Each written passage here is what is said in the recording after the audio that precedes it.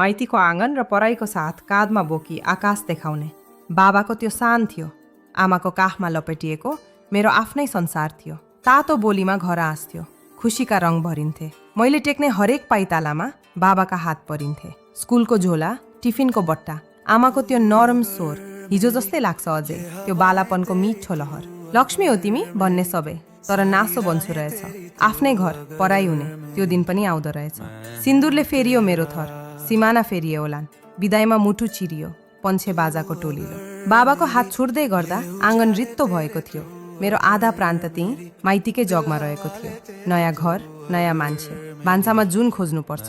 हाँस्नलाई पनि यहाँ त पहिला मौका रोज्नुपर्छ। आफ्नै घरमा पाहुना जस्तै बुहारी भएर बाँच्नुपर्छ। मुटुभरि माइती सम्झी ओठमा मुस्कान साच्नुपर्छ। किन बिछीपछि छोरी यहाँ एक्लै चुपचाप रुन्छे?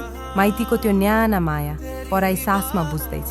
घर फेरियो, तर मन त उही छोरियो। दुई घरलाई जोड्ने पुल यो नारीको एउटा नाता हो। बिर्सिन त्यो बाबाको काँध, बिर्सिन आमाको माया। जहाँ गए नि साथी हुन्छ।